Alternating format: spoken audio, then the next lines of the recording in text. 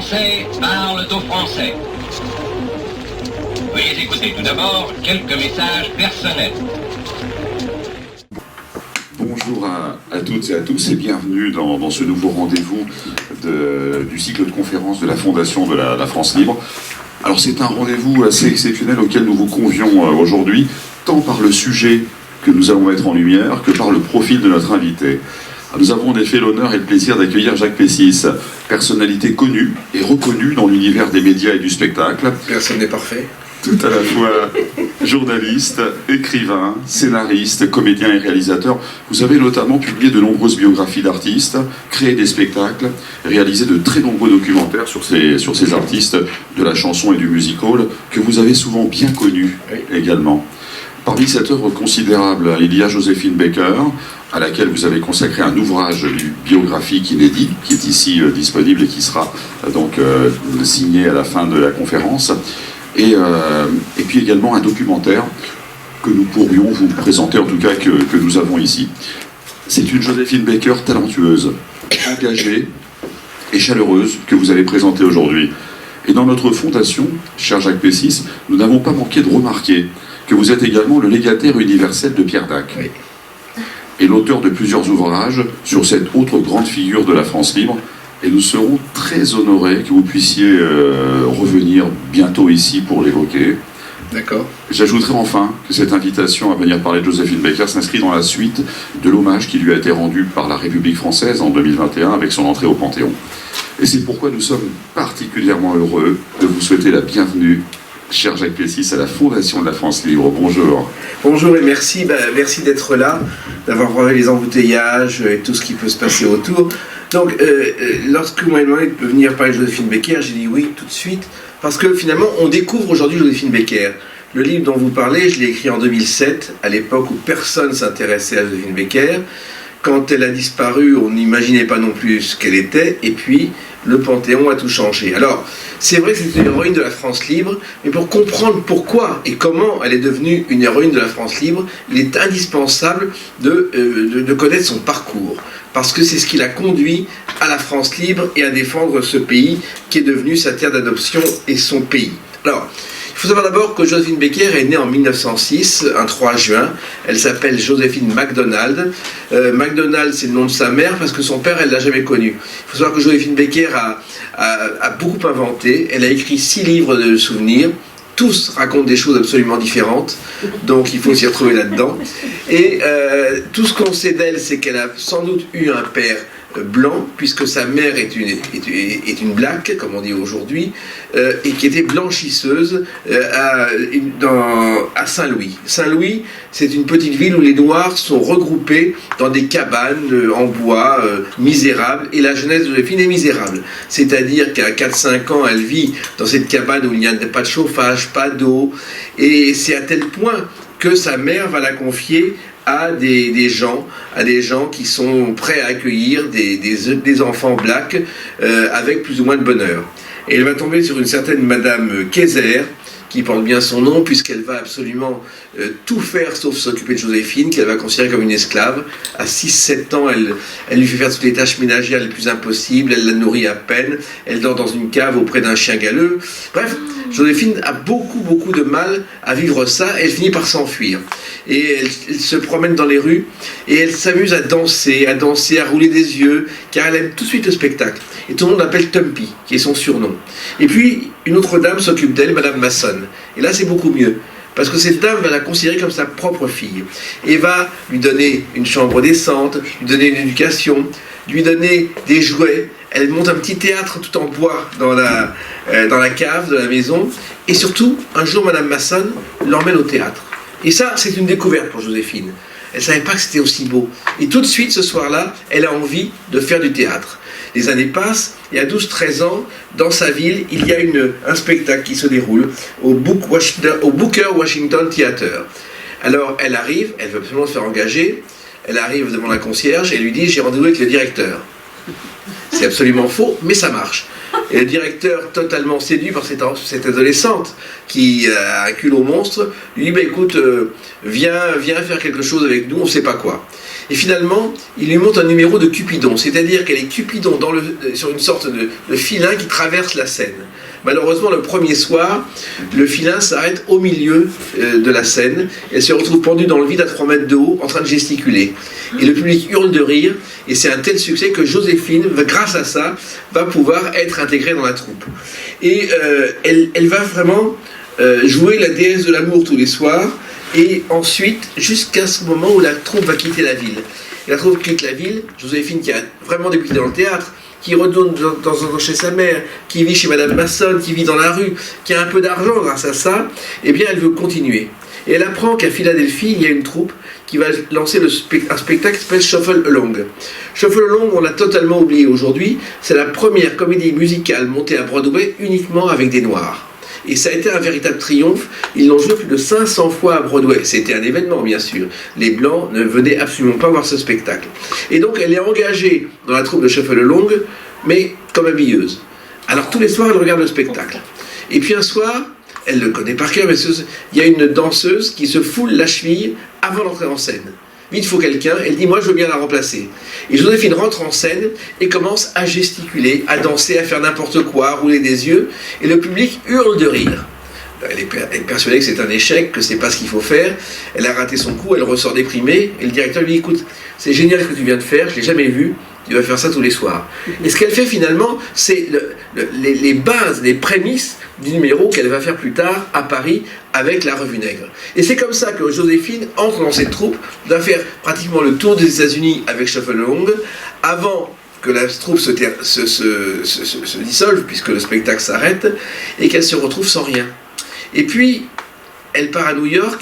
Sa mère a été prévenue, sa mère la laisse faire, le peu d'argent que Joséphine ramène, sa mère en bénéficie.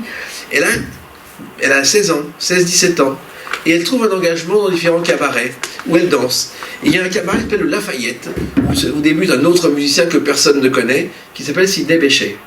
Et donc, Joséphine et Sidney Bechet vont débuter dans ce cabaret en faisant un numéro, mais réservé vraiment à une élite, à des gens qui viennent voir ça. Et puis un soir de 1924, débarque une productrice française, Caroline Dudley. Elle cherche à monter une revue nègre à Paris. C'est l'art nègre qui triomphe, on ne parle pas à l'époque, ce n'est pas scandaleux de parler de l'art nègre ou des noirs, et donc elle cherche à monter une revue nègre à Paris avec des vrais noirs qui fassent un numéro. Et par hasard, elle a débarqué au Lafayette, où elle voit Joséphine en train de danser. Et là, le coup de foudre, disant voilà ce qu'il faut faire à Paris, ça va intéresser tout le monde. Joséphine hésite, et puis il y a Sidney Bechet qui lui dit oh ben vas-y fais ça. Et Dudley remarque Sidney Bechet, vous faites quoi? Moi je suis musicien, ben venez aussi. Et c'est comme ça que Joséphine et Sidney Bechet vont débarquer à Paris en 1925. Alors il y a la traversée du Havre, la traversée de l'Atlantique à bord d'un paquebot. Elle arrive au Havre, elle ne parle pas un mot de français, elle a un dictionnaire, et quand le douanier lui dit bonjour ma cocotte, elle regarde dans son dictionnaire, cocotte. Casserole en fonte, elle ne comprend pas très bien. Bref, elle débarque à Paris totalement inconnue, persuadée qu'il va se passer quelque chose, mais elle ne sait pas quoi. Elle est remarquée par une personne, Paul Colin. Paul Colin est le grand affichiste de Paris. Et il voit tout de suite en Joséphine quelque chose d'important. Il l'entraîne dans son atelier de Montmartre et il veut l'obliger à poser nue pour l'affiche. Elle refuse. Enfin, c'est pas possible. Et finalement, elle accepte. Elle pose nue avec une sorte de drap. Et c'est l'affiche, la première affiche de Joséphine Baker. Et puis elle monte le numéro. La Revue Nègre, il faut savoir au départ, c'est une suite de sketchs de numéros au Théâtre des Champs-Élysées. Pourquoi le Théâtre des Champs-Élysées? Parce que c'est un lieu prestigieux de Paris, et c'est un lieu qui a plein de difficultés. Depuis 1916, les spectacles sont des échecs en permanence. Il y a eu Cocteau qui a lancé des tas de choses, il y a eu les ballets russes, mais ça ne marche pas, le public n'accroche pas. Donc c'est un peu la dernière chance de ce théâtre prestigieux qui a été créé en 1913 très exactement. Donc elle prépare son numéro, parmi d'autres numéros, elle est un numéro de 10 minutes en deuxième partie, rien de plus. Et puis, quelques jours avant la première, ça ne colle pas. Il y a quelque chose qui ne marche pas, c'est pas bon, c'est pas vivant. Donc le directeur du théâtre des Champs-Élysées appelle au secours Jacques Charles. Jacques Charles, c'est le grand producteur des spectacles de Mistinguett à Paris. Il a lancé Mistinguett au Casino de Paris, au Moulin Rouge, il travaille avec les Américains et il vient voir ça. Et la veille de la première, il dit à Joséphine, laisse-toi aller, déshabille-toi, apparaît presque nu, déchaîne-toi. Joséphine hésite et elle le fait. Et c'est comme ça que le 2 octobre 1925, elle débute au Théâtre des Champs-Élysées, en deuxième partie, après Sidney Bechet, après beaucoup de gens, et c'est un événement. Alors, il y a beaucoup de gens qui hurlent au scandale, parce qu'une noire qui commence à se déhancher presque nue et à rouler des yeux, on n'a jamais vu ça. C'est pas du tout dans le goût de l'époque, même si l'époque, la femme est un peu plus libérée, peut se libérer des corsets, peut conduire une voiture et fumer une cigarette. Et c'est un scandale, ça hurle dans la salle. Il y a ceux qui crient oui, ceux qui crient non. Bref, tout ça stimule Joséphine qui pendant un quart d'heure se déchaîne complètement et fait un numéro hors du commun. Et numéro totalement improvisé. Et c'est ainsi que, après 23 heures, ce jour-là, elle est une star. Elle revient à minuit avec une grande robe qu'on lui a prêtée, et du jour au lendemain, on ne parle dans la revue Nègre que de Joséphine. À tel point qu'on va oublier tous les numéros de la revue Nègre, on ne va parler que de Joséphine. Et du jour au lendemain, elle devient une star de Paris. La revue Nègre affiche complet. Pour la première fois, le Théâtre des Champs-Élysées affiche complet tous les soirs. C'est à tel point qu'après le Théâtre des Champs-Élysées, le spectacle va se poursuivre dans un grand théâtre de 2000 places, qui est le Théâtre de l'Étoile. Et du jour au lendemain, Joséphine, devenue une star, joue la carte de la star. Elle se promène avec un chimpanzé en laisse, elle se promène avec des chèvres, elle prend un appartement, elle lance des tas de produits dérivés, car elle a rencontré un monsieur qui se fait appeler le comte Abatino, qui est comte comme je dois être évêque, mais enfin, on pense beaucoup, tout le monde pense qu'il va escroquer Joséphine. En fait, il va faire beaucoup pour elle, car il va devenir une sorte d'agent amant. Elle avait juste un autre amant avant dont elle s'est séparée, dont elle avait fait son secrétaire. C'était un journaliste inconnu qui s'appelait Georges Simenon, qu'elle a quitté donc pour le comte Abatino. Et le comte Abatino va vraiment faire du marketing avant la lettre. C'est-à-dire qu'il va créer le Packer Fix, qui est une sorte de crème qu'on met sur les cheveux pour être coiffé comme Joséphine, les cheveux plaqués, ce que je ne pourrais pas faire, et qui va faire un tabac. Elle va ouvrir un lieu chez Joséphine, rue Fontaine, où elle vient tous les soirs danser avec les clients. C'est très cher, mais danser avec Joséphine, ça n'a pas de prix pour les clients. Et elle commence vraiment à triompher. Et pendant 1 an, la revue Nègre va être un triomphe. Elle ne fait que danser, elle ne chante pas. Et elle continue à danser car Paul Derval, le directeur des Folies Bergères, dit « Je veux faire de Joséphine la meneuse de revue de ma prochaine revue ». Et elle accepte. Et c'est ainsi qu'en 1926, Joséphine va mener la revue du jour aux Folies Bergères. Les revues des Folies Bergères existent depuis 1886. C'est une tradition, c'est beaucoup de monde sur scène, des décors somptueux. Et depuis 1922, Paul Derval a repris les lieux et le monde entier vient voir ces revues. Et à chaque fois, il y a une meneuse totalement inconnue. Joséphine va être la première meneuse archi connue. Alors, ça veut dire un spectacle avec beaucoup de décors, beaucoup de musique, beaucoup de costumes, et bien sûr, cette fameuse ceinture de banane. Cette ceinture de banane, au départ, dont tout le monde parle aujourd'hui, c'est un simple accessoire, c'est-à-dire c'est un symbole de son pays natal, ça remplace les aigrettes de la meneuse de revue, avec quelques bouts de ficelle, quelques tissus, ça s'arrête là. Les vrais numéros somptueux de la revue, c'est pas du tout ça. Il y a une sorte de boule sur scène qui monte, elle s'ouvre, et il y a Joséphine dedans avec une glace qui descend et qui arrive sur scène. Ça, c'est somptueux. Et ça, personne n'en parle. Ce qui fait scandale, ce qui fait l'événement, c'est la ceinture de banane. Et c'est comme ça que pendant plus d'1 an, Joséphine Baker va continuer à danser. Je dis bien danser et pas chanter. Parce qu'on croit à l'époque qu'elle chantait. Pas du tout. Et puis, elle commence à faire une tournée en Europe. Et la tournée en Europe, c'est un véritable scandale, parce qu'une femme black qui danse nue, notamment à Vienne, les cloches des églises sonnent pour empêcher que les fidèles aillent voir Joséphine Baker sur scène. C'est incroyable, mais en même temps, c'est un véritable triomphe. Et c'est comme ça que pendant 3 ans, Joséphine, avec son franc-parler, avec sa folie, avec ses animaux, va être une sorte de vedette, je dirais pas parisienne, mais une sorte de people avant la lettre. C'est-à-dire que chaque fois, elle crée l'événement, elle crée le scandale. Et puis, tout ça explique en même temps, la France devient son pays. Et c'est important par rapport à la suite. Et puis, ensuite, on lui propose de chanter. Chanter, elle ne l'a jamais fait, elle chantait dans sa salle de bain, pourquoi pas. Et on lui propose de faire le Casino de Paris. Et le patron du Casino de Paris, Henri Vernal, lui dit « Écoutez, vous serez la meneuse de ma prochaine revue qui démarrera, qui s'appellera Paris qui remue. » Elle accepte et on prépare des chansons. Et puis, la veille de la première, il manque 2 chansons. La revue n'est pas complète, donc on fait appel à Vincent Scotto. Vincent Scotto, c'est l'homme aux 4000 chansons, qui est un Marseillais qui est venu à Paris, qui écrit des chansons pour Fernandel, beaucoup de chansons pour tout le monde, qui triomphe. Et il n'a pas d'idée.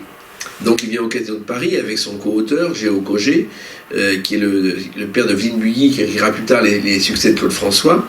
Et puis ils n'ont pas d'idée.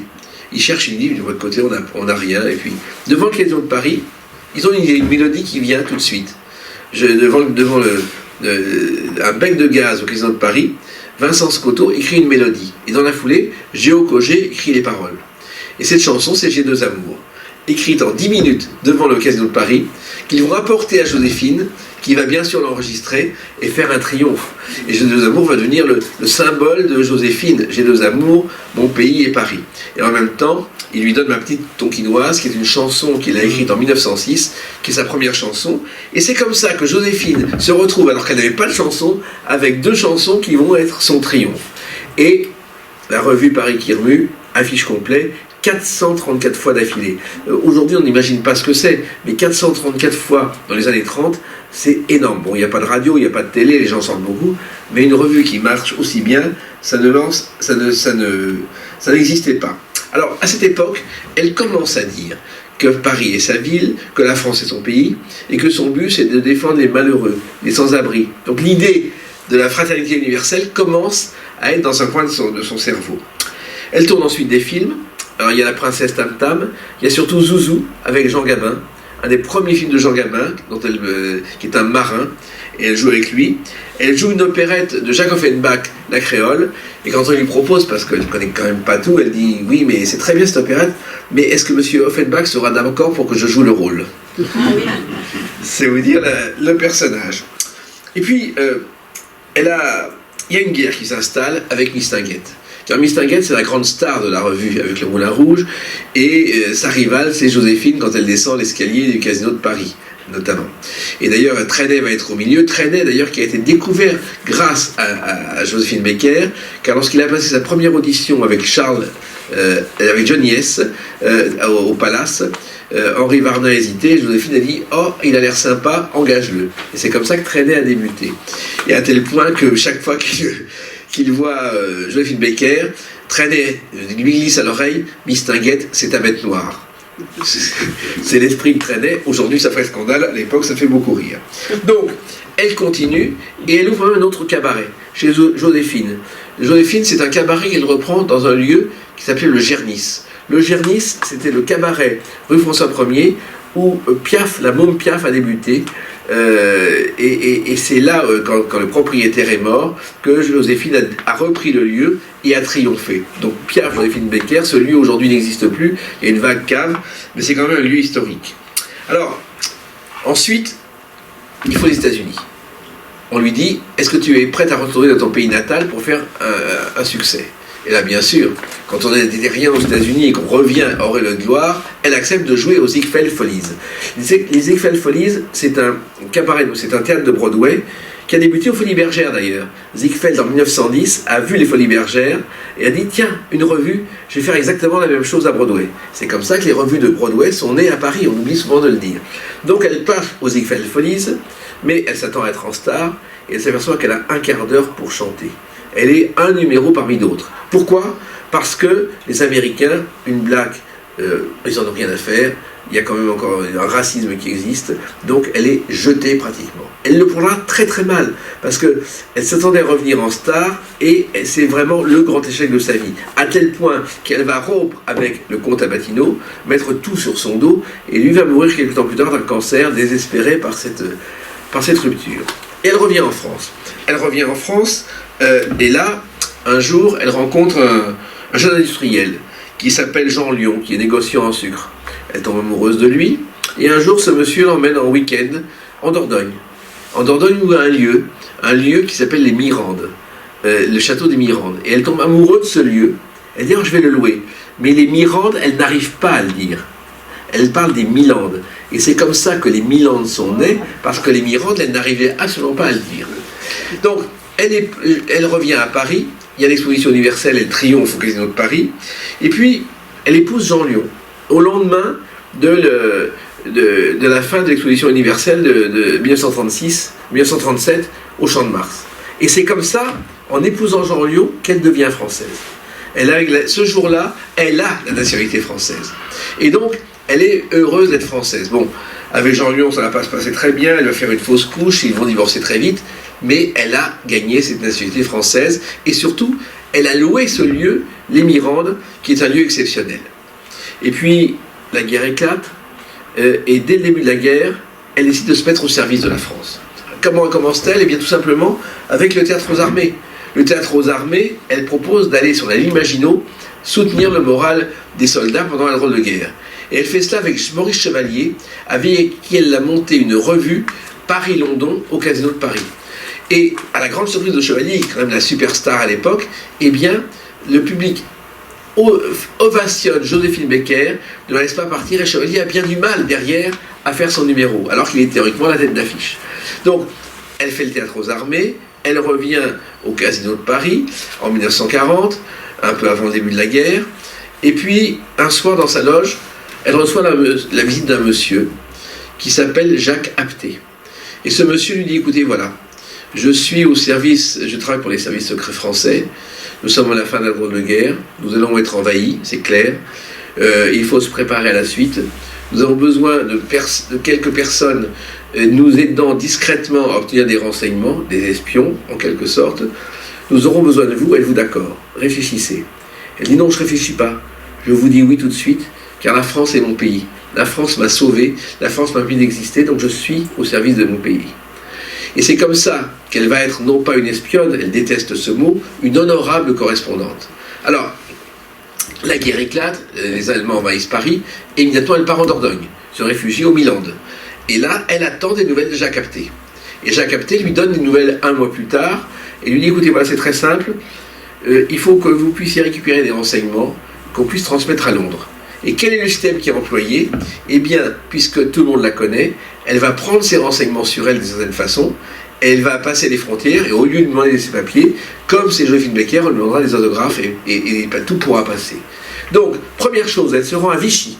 À Vichy, où la résistance à peine naissante lui donne quelques renseignements sur les positions allemandes à faire passer directement en Espagne et à Londres. Ensuite, elle obtient d'autres renseignements par la résistance. Et elle va mettre ses renseignements à l'intérieur de ses robes très amples, et en même temps, elle va transmettre ses renseignements à l'encre sympathique sur ses partitions musicales. Et avec ça, elle passe la frontière sans problème. Elle se retrouve en Espagne, au Portugal, et officiellement, elle part en tournée en Amérique du Sud avec un chorégraphe, qui est en réalité Jacques Apté déguisé. Elle part et elle passe par l'Espagne et le Portugal pour aller en Amérique du Sud. Tout le monde lui fiche la paix, personne ne lui demande rien. Donc elle va arriver au Portugal avec ses renseignements très importants qu'elle va transmettre à Londres. Elle attend au Portugal le fait de dire qu'est-ce que je fais? Est-ce que je dois aller à Londres maintenant? Puisque en fait, son but c'est d'aller à Londres. Et la résistance naissante, car à l'époque la résistance est encore naissante, on oublie qu'en octobre 40, il n'y avait que 7000 Français libres à Londres, et là on est en 40-41, ça commence à s'organiser. Et on dit non, vous n'allez pas venir à Londres, on a besoin de vous ici, il faut que vous collectiez autour de vous tourner des renseignements. Et c'est comme ça que pendant un an, jusqu'à peu près en 1941, Joséphine profite de chaque gala qu'elle donne, et elle en donne partout, pour aller ensuite écouter, dans des réceptions officielles, écouter les gens, parler, prendre des notes, et obtenir des renseignements sur les positions allemandes qu'elle va systématiquement transmettre pendant un an à la résistance française. Donc c'est le premier travail de Joséphine sur la France libre. Et puis ensuite, le problème c'est qu'elle part en Algérie, parce qu'en 1941 on se dit, la situation n'est pas claire, est-ce que la zone libre va rester? Il faut que Joséphine s'éloigne, elle risque d'être repérée. Elle part en Algérie, et là elle tombe malade. Une péritonite mal soignée, et il faut savoir que Joséphine, à partir de ce moment-là, va manquer de mourir plusieurs fois, va être opérée plusieurs fois, et va passer 19 mois à l'hôpital, entre 41 et 43, entre l'Algérie, Marrakech et Casablanca. Et par miracle, à chaque fois, elle s'en remet, alors que les médecins pensent qu'elle ne pourra pas s'en remettre. Et dès qu'elle s'en remet, eh ben, elle monte sur scène pour faire un gala. Au désespoir des médecins qui disent « mais c'est pas possible, vous ne tiendrez pas le choc ». Et la scène, au contraire, c'est le meilleur des dopings. Et puis il y a des rechutes régulières, et jusqu'en 1943, eh bien, elle va disparaître officiellement de la scène et venir de temps en temps et se soigner.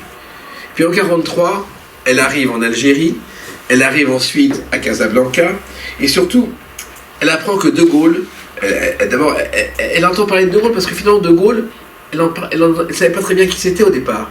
Elle n'a pas entendu l'appel du 18 juin, et petit à petit, elle a compris qui était De Gaulle, et elle a dit, le seul homme qui aujourd'hui puisse sauver la France, en qui j'ai confiance, c'est De Gaulle. Et c'est pour ça qu'elle a décidé de poursuivre son combat. Donc, tout en étant une correspondante, elle décide de soutenir De Gaulle au maximum. Et en 1943, à Alger, elle apprend qu'il va y avoir une visite du général De Gaulle et de sa femme pour un gala, qui est le premier gala de la France libre à Alger libérée. Et donc ce gala, elle dit, mais je veux en être la tête d'affiche. Et elle va être la tête d'affiche, elle va passer des semaines alors qu'elle est convalescente, à organiser le premier gala de la France libre. En première partie, elle a pris une troupe d'amis black qui mettent l'ambiance, et en seconde partie, c'est elle. Elle a fait réaliser par des ouvrières avec des bouts de drapeau, par des religieuses, un drapeau de 6 mètres de haut, un drapeau bleu, blanc, rouge, qui sera sur le fond de la scène pendant son gala. Et c'est pour elle un symbole. Donc elle se prépare à faire ce gala, à chanter, à danser, alors qu'elle est encore convalescente.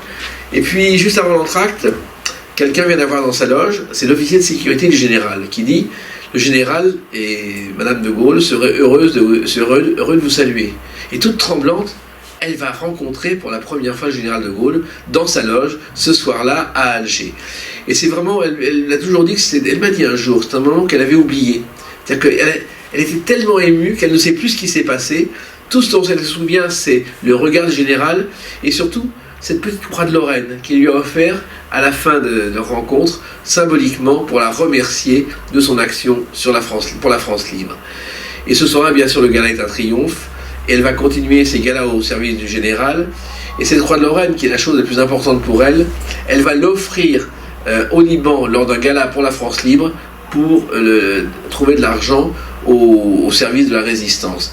Et c'est grâce aux fortunes qui sont au Liban et qui ont compris le symbole, cette breloque qui ne valait rien va atteindre plusieurs dizaines de milliers de francs de l'époque. Un record qui va beaucoup aider la résistance. Et Joséphine continue. Alors, elle a des moments de difficulté. Elle devient officiellement, devient lieutenant de l'armée de l'air. Elle ne vole pas, bien sûr, mais c'est un titre symbolique uniquement pour pouvoir aller dans les villes de la résistance en train d'être libérées. Et dans chaque ville libérée, elle donne un gala. Et tout ça est gratuit. L'argent n'a pas d'importance pour elle, tout ça est gratuit. Elle donne complètement. Elle est habillée en militaire et elle donne tout ce qu'elle a pour la France libre, pour la France, pour son pays. Et ces galas, elle va en faire une trentaine à peu près jusqu'au 8 mai 1945. Et après, elle a encore des soucis de santé. Et sur son lit d'hôpital, elle va être décorée de la Légion d'honneur avec la sœur du général de Gaulle, je crois, qui vient lui remettre, de la part de Gaulle, la décoration. De Gaulle qu'elle va rencontrer plusieurs fois ensuite à l'Élysée entre 1959 et 1969. Donc, Joséphine Baker, héroïne de la guerre. Il faut dire qu'à l'époque, on n'en parle pas beaucoup. On en parle aujourd'hui, mais je peux vous assurer qu'il y a 10-15 ans, quand j'ai écrit ce livre, quand j'avais fait un spectacle sur Joséphine Baker, ça intéressait personne. Ah bon? Et aujourd'hui, grâce au Panthéon, grâce aussi au symbole qu'elle représente dans le monde actuel, c'est devenu quelque chose d'important. Mais pour elle, c'était pas important, c'était normal.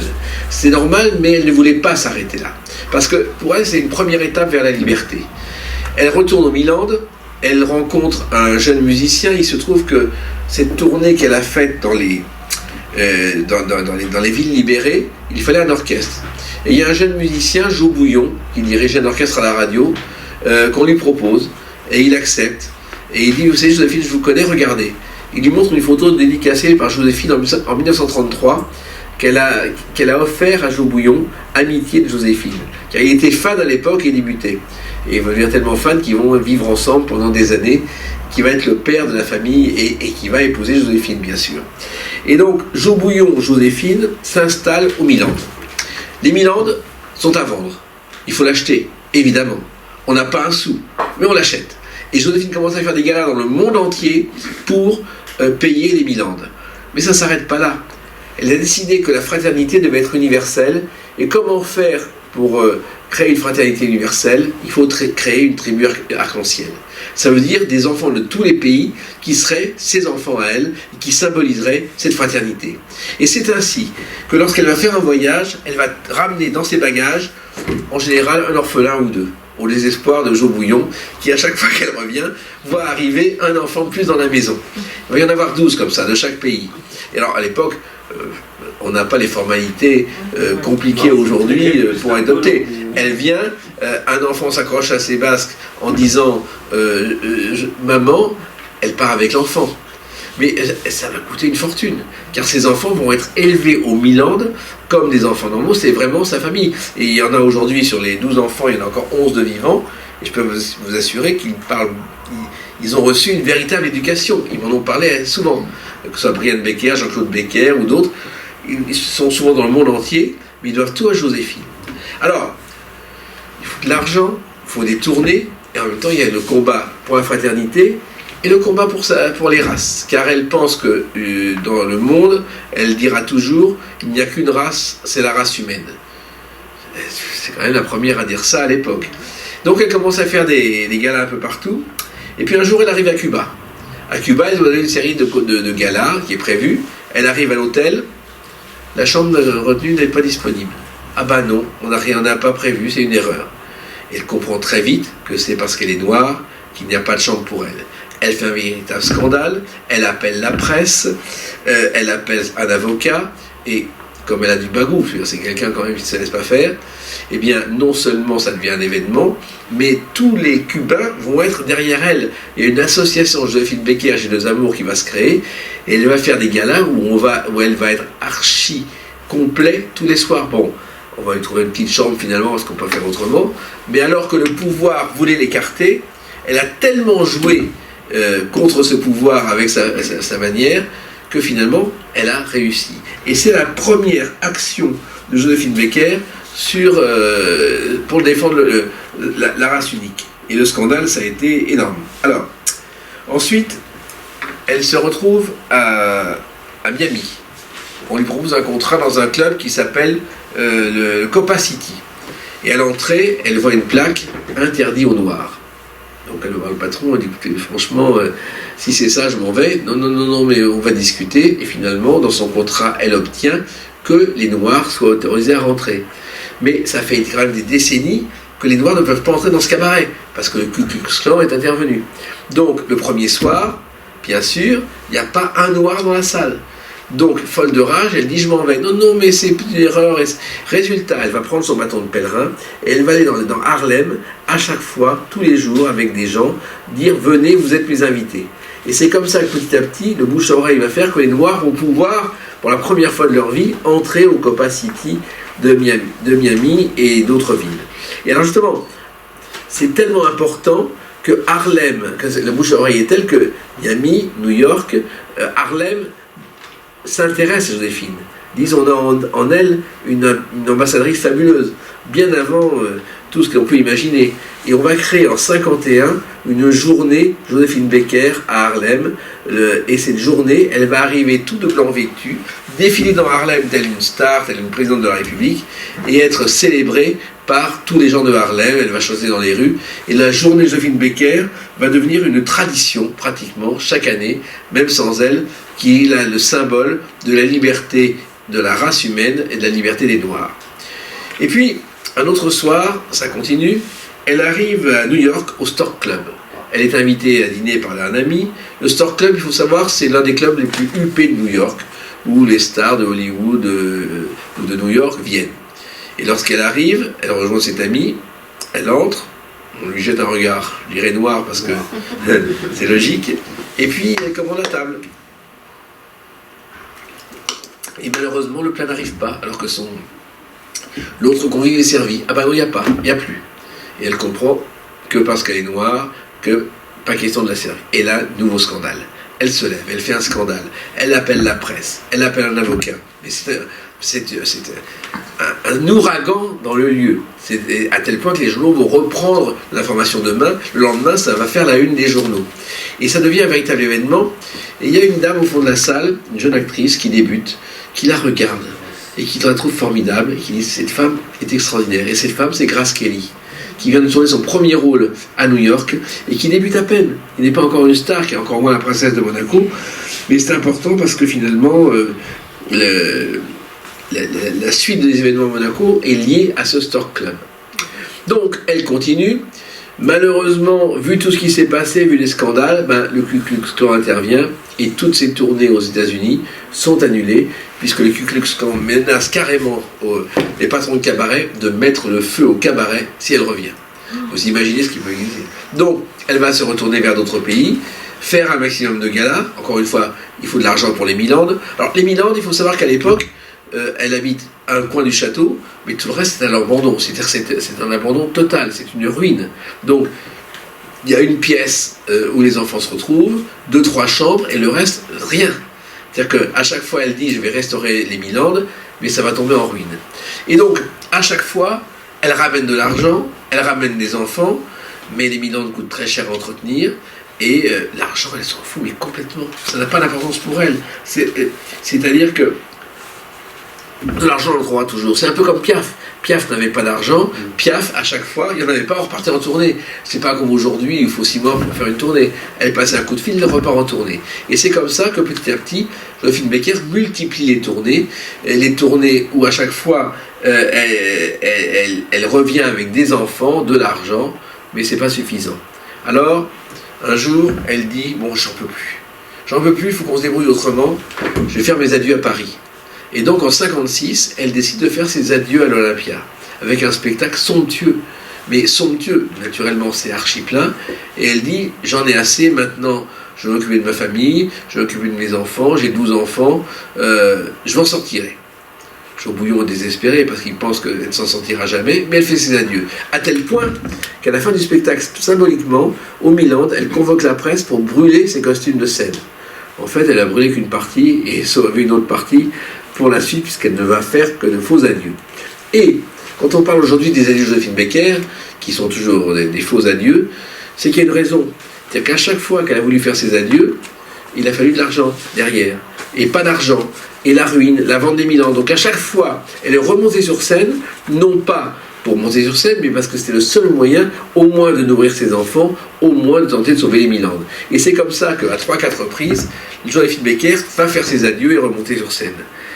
Et puis la situation se dégrade, Joe Bouillon en a marre, il se tire, lui, à l'étranger, il va ouvrir un restaurant à l'étranger, et il est Joséphine, mais il dit je peux plus, c'est ingérable. Il y a des dettes partout, des huissiers partout, les gens du village nous connaissent, mais ils ne peuvent plus nous donner quoi que ce soit. Et les Milan vont être vendus, c'est clair, il y a des huissiers. Et une dame tente de sauver Joséphine. Cette dame, c'est Brigitte Bardot. Brigitte Bardot adore Joséphine, et un soir au journal de 20h en 1964, elle lance un appel en disant écoutez, cette femme est exceptionnelle. Brigitte Bardot a compris ce qu'elle était, bien avant tout le monde.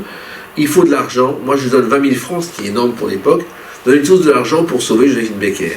Et c'est comme ça que finalement, Joséphine va avoir un peu d'argent et tenir le choc tout en continuant ces galas et petit à petit retarder l'échéance des Milan. Puis malheureusement, ça ne suit pas. Ça coûte cher, aucun sens de l'argent. Des huissiers partout, la nourriture qui vient, on ne peut même pas payer. Et un jour, elle est à Göteborg en tournée, et elle apprend que sans que personne ne lui dise rien, les Milan ont été vendus à la bougie pour une somme ridicule, quelques heures avant. Elle est désespérée, elle revient. Alors, elle s'enferme presque avec des sacs de sable dans le château en disant « je ne partirai pas d'ici ». Et cette image est insoutenable, on va sortir Joséphine Baker en pantoufles, en robe de chambre, en disant « tirez-vous d'ici, vous n'êtes plus chez vous ». C'est une chose inadmissible qui s'est produite, hélas, mais en même temps, c'était une autre époque. C'était une époque où l'on aidait personne et où on ne comprenait pas que Joséphine Baker, ce qu'elle avait fait. C'est aussi une époque où la guerre de 39-40, n'était pas une chose importante. C'est-à-dire que moi, mes parents en parlaient, c'était quelque chose de quotidien, mais ce n'était pas encore entré dans l'histoire. Donc on ne mesurait pas ce qu'elle avait fait. Donc elle se retrouve à Paris, dans un appartement de 3 pièces, avenue MacMahon, près de l'Étoile, prêté par Pierre Spears, qui était son accompagnateur, et elle vit avec ses enfants qui vont à l'école, tant bien que mal, et qui se débrouillent. Et puis elle reçoit la visite de Jean-Claude Brialy. Jean-Claude Brialy qui vient de reprendre un cabaret, qui est un cabaret parisien près de l'Opéra, qui s'appelle La Goulue. Et il dit à Joséphine, ben, viens chanter ce soir, ça te fera un peu d'argent, et tu remonteras sur scène. Elle hésite, elle ne connaît pas Brialy, elle ne sait pas qui c'est, elle n'a pas vécu en France, et elle accepte. Et finalement, bon, c'est un échec. Ce cabaret, il y a 20 personnes dans la salle, elle se produit devant 20 personnes, c'est une catastrophe. Donc c'est un nouveau désespoir. Il arrive un soir, un décorateur de théâtre qui s'appelle André Levasseur, qui travaille à Monaco et qui a une idée. Il voudrait monter une revue de Joséphine Baker à Monaco, dans la grande tradition, faire sa vie, faire son histoire. Alors, il a demandé l'autorisation à la princesse Grace, qui a dit mais oui tout de suite, en se souvenant du Stork Club. Tout de suite Joséphine. Elle apprend, car elle ne savait pas, la misère dans laquelle se trouve Joséphine. Donc elle dit on tente l'opération, je mets les moyens.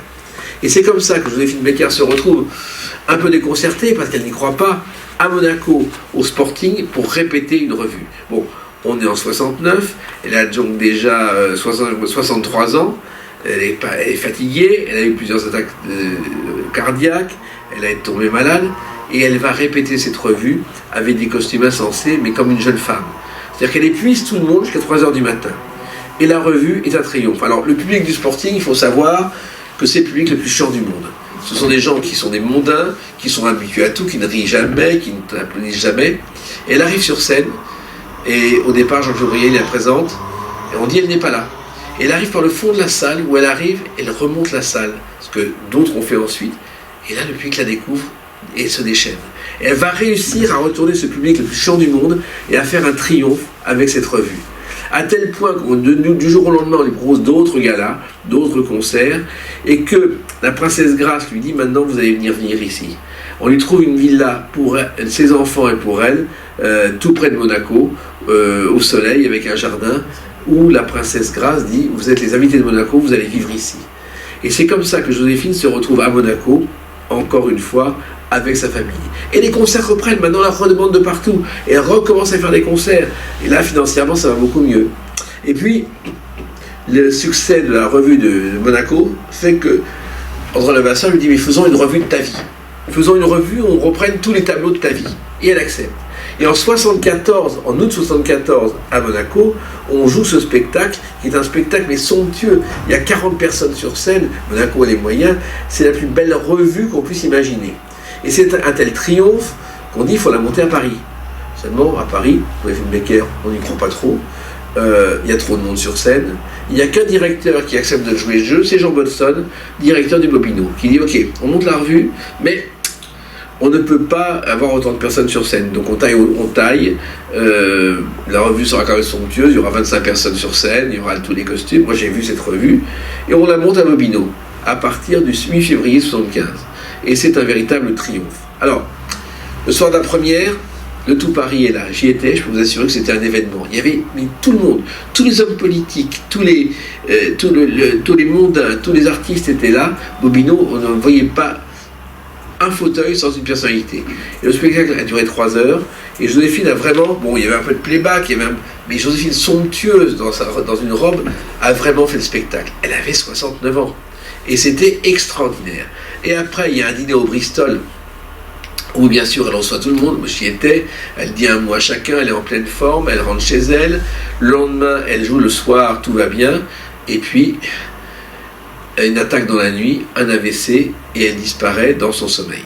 Consternation totale, le spectacle bien sûr est annulé, il y a eu 17 représentations, et alors qu'une tournée mondiale était prévue, tout s'arrête du jour au lendemain.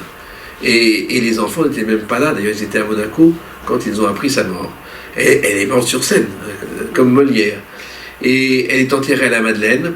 Le cercueil passe une dernière fois devant Bobino, avec les lumières allumées.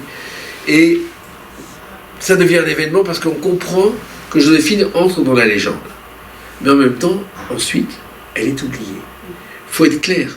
jusqu'à aujourd'hui, jusqu'au Panthéon.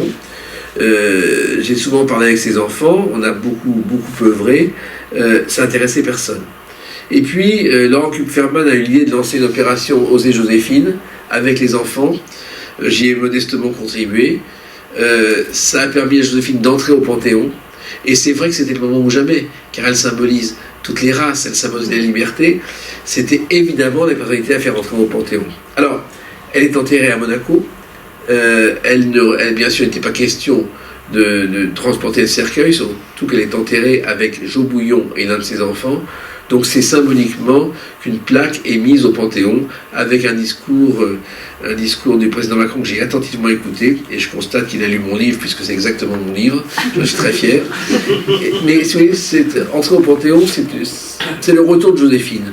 C'est-à-dire qu'elle devient le symbole d'un monde qui doit évoluer.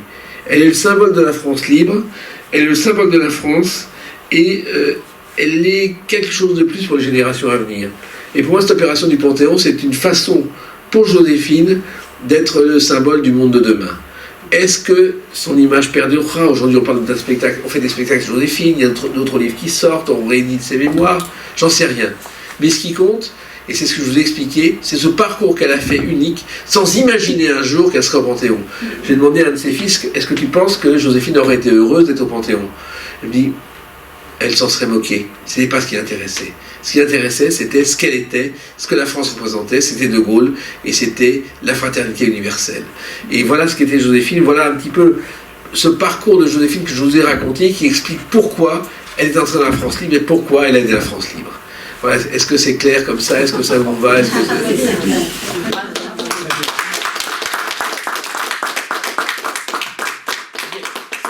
ai à peu près tout dit sur le sujet, mais si vous avez des questions, je suis à votre disposition.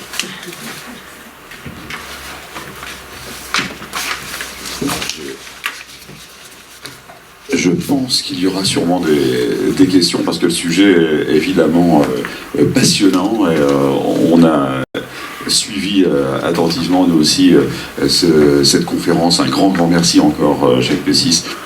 Vous l'avez rendue vivante, Joséphine Baker. Et puis, il y a ce symbole de la France libre, mais on voit que toute sa vie, c'est effectivement, à l'image de l'intitulé de la conférence, c'est une personnalité au service de la France.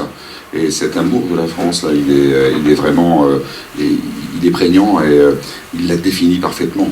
Oui, il est d'autant plus important aujourd'hui que, pour moi, il est le symbole de ce que devrait être la France, qui ne l'est pas aujourd'hui, parce qu'il y a des querelles intestines, et puis des gens qui pensent beaucoup plus à eux qu'à nous, et qu'à la France. Et pour moi, elle est ce symbole idéal qu'il faut perpétuer. Et le fait qu'elle entre au Panthéon aujourd'hui, j'espère encore une fois que ça donnera à d'autres l'idée que la France, c'est aussi la fraternité universelle, et que c'est un pays où on peut vivre heureux.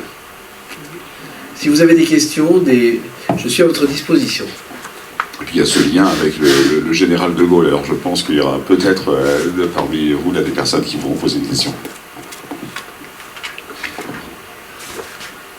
N'hésitez pas, allez-y. La question, c'est comment est-elle connue maintenant aux USA, en dehors de Harlem? Vous avez dit qu'elle est l'héroïne locale. Oui, alors ça, c'est grand. C'est à Harlem, oui, mais moi, je sais qu'il y a un faux-fils de Joséphine Baker, qui s'appelle Jean-Claude Baker, qui est mort aujourd'hui, qui un jour était disque jockey en Allemagne et qui a dit je veux que tu m'adoptes. Elle a dit oui comme ça. Et c'est le 14e fils de Joséphine Baker. Et il a ouvert un restaurant à New York qui existe toujours. Joséphine 1925. Et c'est le téléphone d'ailleurs. Ça marche gentiment. Lui, il est mort, donc il a cédé la place. Mais pendant des années, il s'est fait passer pour un fils de Joséphine Baker. Je l'ai connu. Il était un garçon charmant qui défendait son image. Mais ça intéressait quelques nostalgiques. Et aujourd'hui, je m'interroge. Je vais vous dire pourquoi. Parce que je me méfie de la télévision d'aujourd'hui et des médias d'aujourd'hui. Et pourtant, j'en fais partie. J'ai appris qu'il y a un grand projet de série sur Joséphine Baker, avec une réalisatrice américaine, où on parlerait des amours incestueuses de Joséphine Baker. C'est agréable, et que, bien sûr, ça intéresse à tout le monde, puisque ça ferait du buzz. Il n'y a pas longtemps, il y a un journal gay qui m'a appelé en disant, voilà, je voudrais vous poser une question, on dit que J'ai deux amours, en fait c'est une chanson pour parler des amours féminines de Joséphine Baker. C'est le genre de rumeur qui est insupportable. Et moi je me bats contre ça, Et c'est vrai qu'en France, apparemment, Joséphine Baker intéresse beaucoup de gens. Aux États-Unis, il y a cette série qui a du mal à sortir parce que finalement, le producteur dit c'est un petit peu osé tout ça, c'est peut-être pas un petit peu osé, et que les enfants sont derrière pour empêcher ça. Mais je pense qu'elle est aujourd'hui plus connue en France qu'aux États-Unis. C'est logique, oui. Vous savez, les Américains, ils connaissent certains Français, mais ça s'arrête là. Ouais, on est peu de choses, mais restons entre nous. Autre chose, autre question? Monsieur? Non? Moi, je peux poser une question, puisqu'il faut poser des questions. Peut-être sur son parcours dans la France libre, vous disiez, est-ce que vous avez pu recueillir des informations précises? Est-ce qu'elle a eu un matricule? Est-ce qu'elle a été engagée? Non, en fait, c'était une espionne secrète. Par rapport au BCRA, peut-être, est-ce que... Non. Je crois qu'on lui a donné un titre symbolique de lieutenant de l'armée de l'air pour qu'elle puisse faire ses tournées. Mais elle n'a jamais été officiellement immatriculée. C'était vraiment... C'était spontané. C'est-à-dire qu'elle était là. Et encore une fois, je crois qu'elle a fait des tournées en Égypte et dans différents pays où elle a ramené des informations en 40-41 pour la résistance sur les positions allemandes. Et à chaque fois, elle transmettait ces informations. C'est-à-dire que la résistance de Londres, les premières informations, elles viennent des tournées de Joséphine Baker. Et quand il y avait des soirées avec des ambassadeurs et qu'elle était là pour écouter, elle écoutait là naïvement, elle rentrait dans son hôtel, elle prenait des notes. Est-ce que vous avez eu connaissance de ces fameuses notes? Est-ce qu'on les trouve quelque part, les notes? Non. Non, je pense que c'est transmis à la résistance à Londres. Dans les archives. Dans les archives. Est-ce que vous avez déjà... Non, je n'ai jamais eu ça. J'ai vu beaucoup de choses sur Londres. Elle a un dossier au SHD. Elle a un dossier au service historique de la défense. Oui, il avait montré. Qui est où? À Vincennes. À Vincennes, d'accord. Mais il y a beaucoup de... Tous ceux qui ont fait la résistance... Tout n'est pas dévoilé, il est encore confidentiel. C'est encore confidentiel. C'est pendant 50 ans, c'est ça? 70 maintenant. 70, oui. C'est dommage qu'elle s'en... On nous met des prolongations. Mais je me méfie de ces dossiers. Moi, j'ai consulté une ou deux fois ces dossiers. C'est juste des numéros matricules, des choses comme ça. Mais encore une fois, elle a peut-être eu un numéro... De toute façon, c'est quelqu'un qui mentait tout le temps. C'est-à-dire qu'elle inventait sa vie. Elle vous faisait un grand sourire, elle racontait n'importe quoi. Encore une fois, ces 6 livres de mémoire qui sont sortis, que j'ai consultés, sont tous différents. Elle racontait, c'est une époque où on racontait n'importe quoi. Miss Tinguette faisait pareil. J'ai raconté une anecdote qui n'a rien à voir, mais qui vous fera sourire. C'est Trenet qui m'a raconté ça. Miss Tinguette et Cécile Sorel étaient deux rivales. C'était les deux vieilles qui se détestaient. Et Joséphine Baker était la troisième. Et un jour, Trenet va dîner avec Miss Tinguette, à ses débuts. Et il y a une dame qui dit « Mais ne rentre pas trop tard, ma chérie. »« Oui, maman. » Et Trenet découvre que Miss Tinguette a une mère très jeune, mais elle est beaucoup plus jeune qu'on le dit. 8 jours plus tard, il va dîner avec Cécile Sorel, sa rivale. Il y a une dame qui fait « Ne rentre pas trop tard, ma chérie. »« Oui, maman. » La même femme. Ces deux femmes jouaient des fausses mères pour faire croire qu'elles étaient plus jeunes. Vous imaginez l'époque. Et alors, c'est pour ça qu'on pouvait raconter n'importe quoi, que Joséphine Baker racontait n'importe quoi, mais en même temps, on a réussi à faire une synthèse de tout ce qui s'est passé. Ce qui est clair, c'est que tout ce qu'elle pouvait faire pour la France libre, jusqu'au moment où elle est tombée malade, et après, elle l'a fait. Et elle l'a fait bénévolement. On avait une question devant. Merci. Sur les 12 enfants, vous avez dit qu'il y en avait un qui était mort oui. Quand elle-même a été enterrée, et les autres sont devenus... Les autres sont vivants, ils vivent dans le monde entier. Alors, il y en a un qui est mort il y a 2-3 ans. Ceux qui dirigent tout ça, c'est Brian, qui est l'Algérien, et Jean-Claude, qui dirigent la famille. Il y en a un qui est jardinier à Monaco, et d'autres qui vivent dans de lointains pays, c'est-à-dire dans le monde entier, dont on n'a pas tellement de nouvelles, qui ne sont pas manifestées. C'est surtout Brian et Jean-Claude qui sont manifestés. Ils ont double nationalité? Ils sont français. Tous français. Ah bah oui, ils ont été adoptés, ils sont français. Ils ont gardé une autre partie de... Non, je crois qu'ils sont tous français. C'est-à-dire qu'à l'époque, ça passait très bien. Elle les a déclarés, elle les a adoptés, ils étaient français. Les lois d'adoption n'avaient rien à voir avec aujourd'hui. Et il y en a un en Russie ou pas? Je ne suis pas sûr. Je sais qu'il y en a un au Venezuela. Oui, en Russie, je ne suis pas sûr. Ils sont pas restés très soudés. Ils se donnent des nouvelles, mais ils ont été élevés ensemble au Milan. Et elle était très dure avec eux. C'était couché à 8h le soir, pas de télé, enfin, c'était une vraie... Mais ils sont très discrets là-dessus, c'est-à-dire qu'il y en a 3-4 qui se retrouvent, et ça s'arrête là. Au Panthéon, par exemple, il y avait 4 enfants. Les autres n'étaient pas là. Et les Milans, qu'est-ce que c'est devenu? Alors les Milans ont été rachetés par une société il y a une quinzaine d'années, qui ont vraiment transformé le lieu, qui est un lieu magique. Ils ont récupéré tous les souvenirs de David Becker, c'est très visité, et là, depuis quelque temps, c'est un véritable triomphe. C'est plein. Et qui s'appelait les Mirandes. Les Mirandes, mais qui s'appellent toujours officiellement les Mirandes. C'est où, en Dordogne? En Dordogne. Pas loin de Périgueux, je crois.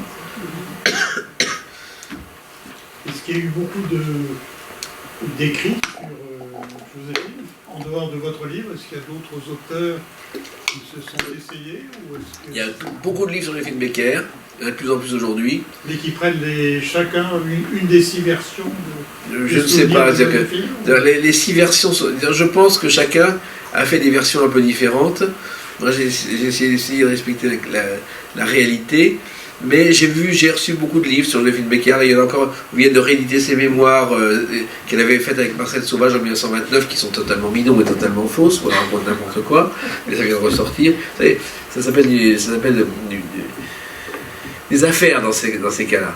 Mais moi, j'ai lu quelques bouquins sur Joséphine, la véritable Joséphine Becker. Enfin, je ne suis pas convaincu. Encore une fois, c'est une époque où il n'y avait pratiquement pas de documents. C'est-à-dire qu'il y a très peu d'archives. Donc vous pouvez raconter n'importe quoi. Et pour moi, ce qui compte, c'est ce que je vous ai raconté aujourd'hui. Tout le reste, c'est de l'anecdote. Alors vous vous êtes basé sur quoi alors Moi, j'ai retrouvé dans des tas d'archives de l'époque. Et j'ai fait la synthèse, ça a pris du temps. Sur des témoignages aussi que j'avais retrouvés.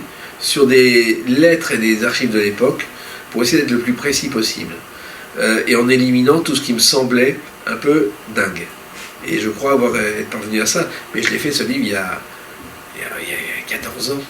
Et à l'époque, ça n'intéressait personne. On dit, ouais, voilà. Mais il est resté en librairie, il est resté, et j'en suis très heureux. Mais il fallait faire une synthèse. Et cette synthèse, elle est facile à faire, parce que finalement, on se rend tout de suite compte de ce qui n'est pas crédible. Et le président de la République vous a suivi, apparemment. Alors, je suis très fier parce que bon, j'ai été invité au Panthéon, mais je n'ai pas pu y aller. Et quand j'ai écouté son discours, c'était des pages entières de mon livre. Donc il a lu, ça veut dire que son conseiller que j'avais rencontré avant, qui m'a donné des renseignements, a parfaitement fait son travail, il a lu mon livre et il l'a recopié. Très fier. Vous pouvez l'attaquer en plagiat? Je voudrais dire que je suis nègre du président. Voilà. Ça continue. Bon, Il a bien du brio. Il a très bien fait, mais c'est un très bon comédien. Oui, il est très bon. C'est vrai. Et puis c'est vrai, Jacques Plessis, on a quand même, en vous écoutant, le sentiment que Joséphine Becker ne faisait rien à moitié. Hein. C'est toute sa vie, elle a été toujours exceptionnelle, elle a été dans ses spectacles, le succès rapidement, enfin elle s'est imposée dans tous les domaines de sa vie, et avec les enfants, et bien sûr pendant la Seconde Guerre mondiale. Mais elle a tout fait sans même penser aux conséquences. Oui, quand elle se retrouve sans un rond, car c'est le problème, elle s'en fout totalement. Ce qui compte, c'est d'avancer.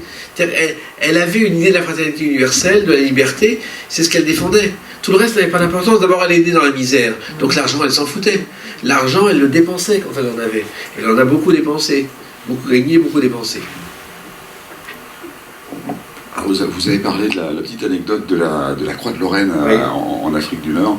Alors figurez-vous que cette anecdote est arrivée jusqu'ici, jusqu'à la Fondation de la France. Il y a quelques années, il y a 4 ans, la mairie de Puteaux nous contacte en nous disant « Nous avons besoin de quelqu'un, un représentant de la Fondation de la France Libre ». J'y suis allé le 18 juin pour remettre à l'un de ses enfants, alors un des fils qui je crois s'appelle Akito, Akito, oui. et qui était à Puteaux, Oui. le 18 juin, lors de la cérémonie. Et alors il y avait l'ambassadeur de Monaco, j'ai compris évidemment rapidement pourquoi. Et donc ce jour-là, nous avons remis, la Fondation de la France Libre a remis symboliquement à son fils cette croix de Lorraine qu'elle avait vendue au Liban, comme vous l'avez dit. C'est un beau symbole. Alors on a pris un insigne évidemment ici, une croix de Lorraine. Alors c'était donc l'histoire était connue, peut-être d'ailleurs grâce à votre livre, était connue à Puteaux. Et c'est un beau moment. Et on était fiers à la Fondation La Francine de participer à ce symbole là, très fort. Et on ne sait pas ce qui est devenu à vrai. On ne sait même pas qui l'a acheté. On sait que c'est vendu au Liban en 43-44, mais on ne sait même pas qui l'a acheté à l'époque. Et on n'a aucune trace de ça. Elle était fascinée par le général de Gaulle. Complètement. Mais alors qu'elle ne le connaissait pas, elle n'a pas entendu l'appel du 18 juin, mais dès qu'elle a compris en 40-41 qui était le général, elle a dit mais c'est lui qui va sauver mon pays. Je peux jeter un petit souvenir personnel. En 68, au moment des manifestations, elle est intervenue à Paris à une manifestation à laquelle j'assistais pour soutenir l'action du général de Gaulle alors qu'on était en plein dans les événements. Oui. Et c'était une manifestation qui se passait au Champ de Mars. J'y étais, je l'ai vu vous dire ça. Et elle s'était déplacée pour ça. Ah mais ça ne m'étonne pas. D'ailleurs plusieurs fois à l'Élysée, elle a été invitée par le général. Justement, il n'y avait personne dans le gouvernement pour la soutenir au moment de ses déboires financiers. Personne. Du départ en Iran, Personne. Mais tu vois, c'est un peu surprenant. Ça vous étonne? Oui, là quand même. Un peu quand même. Bah oui, oui. Ça serait pas comme ça aujourd'hui, je pense. Non, mais Bardot elle était la seule à le soutenir à l'époque. Justement, il y avait un porte-voix, ils auraient pu prendre le relais. Vous savez, c'est comme ça. Oui. Je crois en plus que elle n'était pas. Je pense qu'elle n'était pas d'actualité, qu'on ne mesurait pas à l'époque ce qu'elle avait fait. Oui, c'était une artiste de music hall. C'est tout. Parce qu'on n'avait pas le recul de la guerre. Un peu comme Jean Gabin d'ailleurs. Oui, mais Gabin, il y a l'exposition Gabin qui débute aujourd'hui, et j'ai reçu dans mon émission de radio le fils Gabin, et j'ai fait un record dans mon émission Les Clés d'une vie, un record sur Facebook de vues avec le fils Gabin. Gabin reste une image mais incroyable. Et c'est vrai que Gabin, lui aussi, il s'est engagé aux États-Unis dans la France libre, et personne ne voulait qu'il aille combattre, et il a voulu aller combattre. On a commencé à voir les artistes sous l'occupation avec L'ombre d'un doute, présenté par Concurrent, qui avait mis en valeur les artistes sous l'occupation, dont Joséphine Baker et Jean Gabin. Oui. Et il y en a eu d'autres, mais en tout cas, ça fait Gabin, mais en plus Gabin l'a fait totalement désintéressé, c'était vraiment pour défendre son pays. Ça m'a un peu stoppé sa carrière d'ailleurs. C'est-à-dire que le problème de Gabin, c'est autre chose. Il est revenu après, il avait les cheveux blancs, il était plus un séducteur. Mais il est remonté ensuite grâce au film d'Audiard, où il a fait une seconde carrière. Parce qu'il a accepté de ne plus jouer les jeunes premiers, il a accepté de jouer les grands-pères du bon. Exactement. C'est vrai que et il l'était dans la vie. Hein. C'était un changement difficile. Oui. Quand il avait joué effectivement Gueule d'amour, ce genre de choses, ça changeait. Est-ce que, si vous avez d'autres questions, voilà, mais en tout cas, moi je vous remercie d'être venu et j'espère vous avoir appris quelques petites choses sur Joséphine Baker. Oui, merci, on va encore vous applaudir, Jacques Pestis. Bravo. Merci à vous. À défendre cette image de la France libre qui est très importante parce que c'est un symbole du passé mais de l'avenir. Et je pense que nos enfants, nos petits-enfants doivent avoir ces références et je pense de plus en plus qu'on doit les apprendre à l'école. Et même j'avais commencé à faire un livre, j'avais commencé à faire une collection à partir des archives de Radio Londres que j'ai retrouvées. J'ai fait 2 volumes, Les Français parlent au français avec Jean-Luc Rémy-Briac, le 3e n'est jamais sorti. Mais un jour je le referai parce que j'estime que ça fait partie des documents dont la France a besoin. Voilà. Et dont nos générations ont besoin pour comprendre la réalité de ce qu'était la guerre, pour comprendre ce qui s'est passé et pour que ça ne se reproduise plus jamais. Alors si vous vous occupez de Pierre Dac, il y aura de quoi dire, parce qu'effectivement Pierre Dac à la Radio Londres, je l'ai fait, j'ai fait des livres, j'ai fait une exposition, leur dernier hommage, malheureusement vous êtes au courant, il y a eu le coronavirus et telle chose comme ça. Vous avez remarqué qu'on n'en parle plus, il y a les élections, maintenant on n'en parle plus, hein, c'est autre chose. Et cette exposition va être reprise, hommage au musée du judaïsme en mars 23, je pense à mars 23, et je raconte le parcours de Pierre Dac complètement. Il y a quelqu'un qui a été oublié, hein, par Dac, que personne n'en parle. Eh bien je peux vous dire que sinon, ça marche très bien. Je m'en suis beaucoup occupé, pardon de le dire, il n'est pas oublié, et aujourd'hui, je veux dire que les livres de Pierre Dac et les évocations, il est dans le livre de classe. Ces textes sont dans les livres d'école, il n'est pas oublié, une nouvelle génération est en train de le découvrir. Hein, je connais les tirages des livres, je peux vous dire qu'il n'est pas oublié. Voilà. C'est exactement également le travail et l'objet, l'effort de la Fondation de la Francie. Vraiment, vous nous confortez dans cet esprit et dans cette voie. Alors, merci beaucoup d'être ici. Merci à vous. Et à bientôt à la Fondation de la Francie. Comme vous voulez. Merci à vous. Les sanglots longs des violons de l'automne blessent mon cœur d'une langueur monotone. Je répète, blessent mon cœur d'une langueur monotone.